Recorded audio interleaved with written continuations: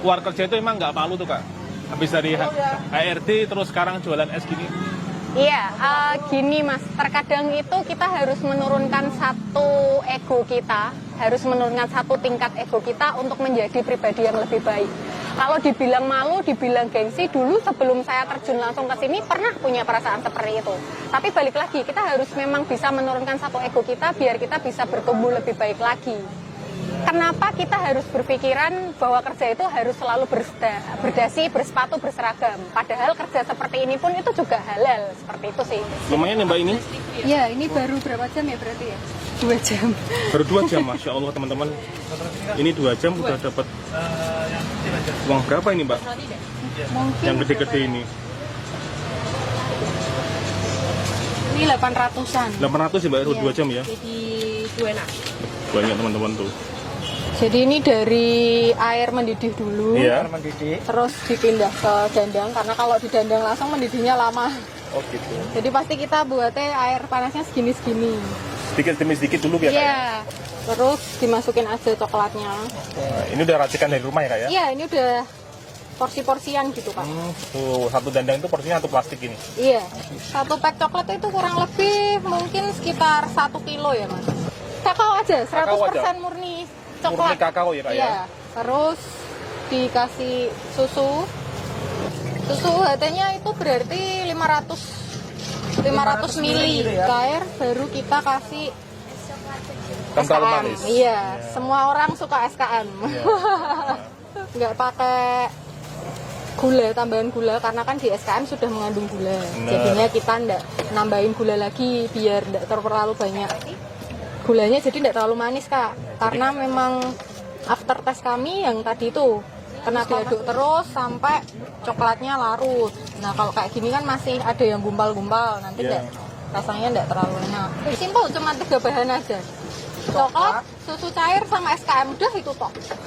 Sama air jangan lupa. Satu dandang ini tuh berarti 10 liter. 10 liter. Nama saya Vita, usaha saya es coklat panjang umur Semarang. Jadi awalnya seperti ini Mas, kenapa bisa merintis usaha ini? Dulunya saya itu bekerja sebagai seorang HRD di salah satu perusahaan food manufacturing di Semarang.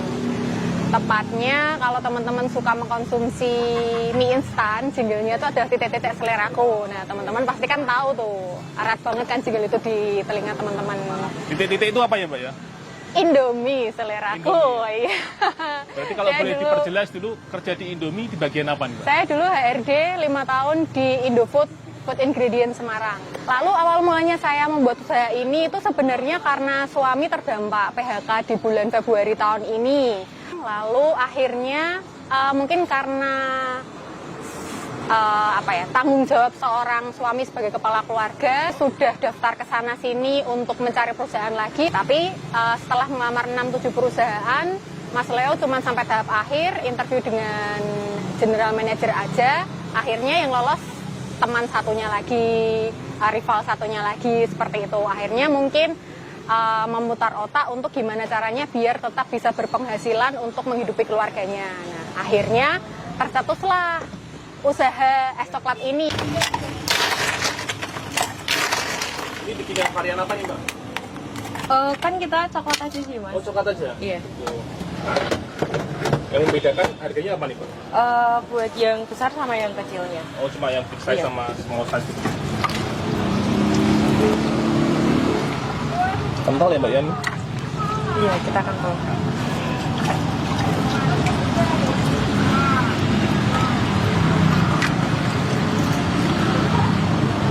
Kalau sehari bisa habis berapa kali dandang gitu? Kadang 3, kadang 2. Paling banyak 3 dandang ini ya Mbak ya? Iya.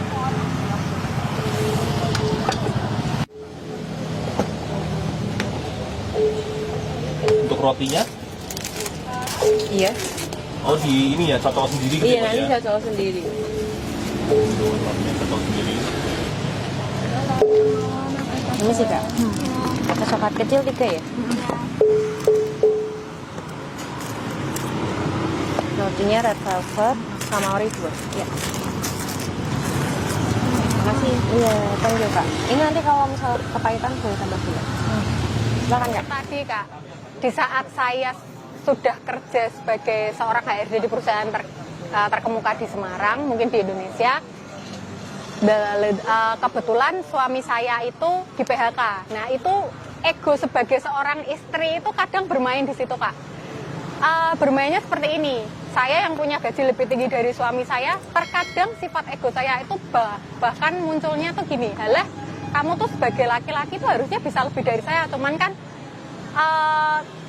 kita nggak bisa seperti itu sebagai seorang istri. Nah saya merasa kayak kok ujian dari Tuhan ketika saya baru memulai suatu rumah tangga, baru setahun, kok ada aja, kok delalah mas di PHK, saya yang harus kerja sendiri, banting tulang sana sini, pergi berangkat kerja pagi, pulang malam, nanti malam di rumah itu juga masih harus melakukan pekerjaan rumah. Ya mungkin di situ sih lebih ke perang sama ego kita sebagai seorang perempuan sih Kak, kalau titik terendah saya. Kalau ini Kak, dulu mengawali ini modal berapa sih Kak? Bisa ceritakan? Kalau dulu awalnya ini itu sekitar ya 15-an ada Kak. 15 juta? Ya. 15 juta gitu Kak? 15 juta kurang lebih. Itu bisa balik berapa lama sekarang ini Kak? 3 hari, 4 harian alhamdulillah. Nah, saya waktu itu malam-malam habis pulang dari kerja nemenin Mas Leo, rekap. Loh Mas, ternyata omsetnya udah segini. Terus itu saya ingat banget itu saya sampai nangis karena pertama kalinya punya usaha yang bertatap muka langsung sama orang. Mas Leo rela jual motornya. Jadi ini loh kok 3-4 hari udah balik modal. Alhamdulillah banget. Terus ini jalan 3 bulan. Jalan 3 bulan alhamdulillah saya udah punya 1 cabang resmi di Kudus. Terus kalau untuk franchise-nya kami ada 5. Sehari berarti udah 40 liter ya. Sehari Kemarin 40 liter. itu 40 liter rekor. Sebelum kemarin 40 berapa liter cup itu berarti itu Kak 40 liter? sekitar kalau 10 liter itu 60-an berarti 46 kali 4 ya. Sekitar 300 lebih. 300 cup ya Kak ya? Iya. Berarti omset sehari berapa Kak? Kalau yang kemarin sampai 40 liter itu 3 sampai 3,5. 3,5 juta ya Kak? Iya. Masya Allah. Itu omset. Itu cuma dari jam 1 sampai jam 6 sore. 5 jam ya Kak ya? Iya, iya. 3,5 juta? 1 sampai jam 6 sore. Banyak. Berarti untung bersihnya berapa persen kira-kira itu Pak? 100% lebih. Untungnya 100% lebih? Iya. Masya Allah, ini berarti bisnis menjanjikan banget ya Kak ya? Iya. Kalau boleh buka-bukaan itu 1 cupnya itu paling nggak sampai 10.000 modalnya. Modalnya nggak sampai itu Pak? Masya Allah, ini mau bermanfaat banget. Itu bisa dilihat teman-teman ramai banget di belakang ya, yang antri. Saya pernah baca suatu kutipan bahwa ketika usahamu pengen lancar, usahamu pengen beda dari yang lain dan bisa bertahan lama, punyalah ciri khas. Terkadang itu kita harus menurunkan 1 ego kita, harus menurunkan 1 tingkat ego kita untuk menjadi pribadi yang lebih baik. Kalau dibilang malu, dibilang gengsi, dulu sebelum saya terjun langsung ke sini pernah punya perasaan seperti itu. Tapi balik lagi, kita harus memang bisa menurunkan 1 ego kita biar kita bisa bertumbuh lebih baik lagi.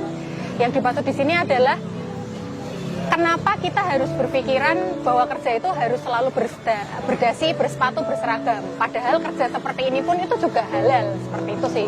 Jadi selama itu halal, selama itu menghasilkan, kenapa tidak? Kalau saya sih prinsipnya seperti itu aja. Ada orang berapa yang meremehkan Kak? Lebih dari 10 ada Kak.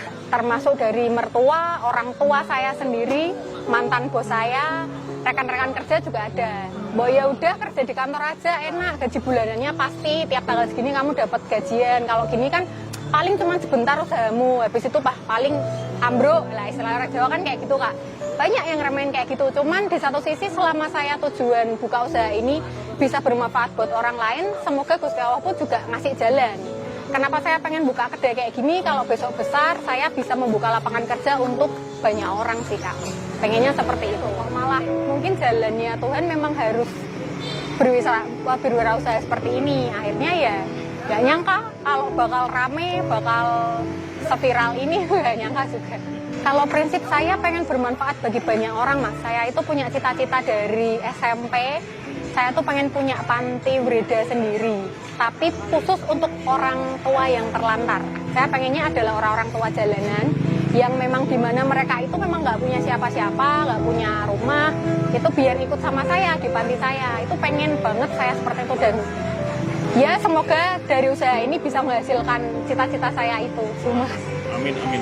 alhamdulillah setiap Jumat kami ada sedekah rutin ke panti asuhan atau ke panti Breda. Saya memang sangat menyukai panti Breda. Tahu saya sangat cinta sama orang tua yang nggak mendapat nggak mendapat apa yang orang tua saya dapat gitu loh. Jadi saya pengennya tuh orang tua di luar sana tuh tetap mendapat kasih sayang dari anaknya, walaupun bukan dari anaknya langsung.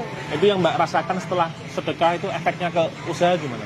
Alhamdulillah tambah rame Mas ya. Mungkin memang benar perkataan lagi-lagi ya, kamu sedekah sebanyak apapun atau sedikit apapun selama kuncinya ikhlas itu pasti akan membawa keberkahan di hidupmu.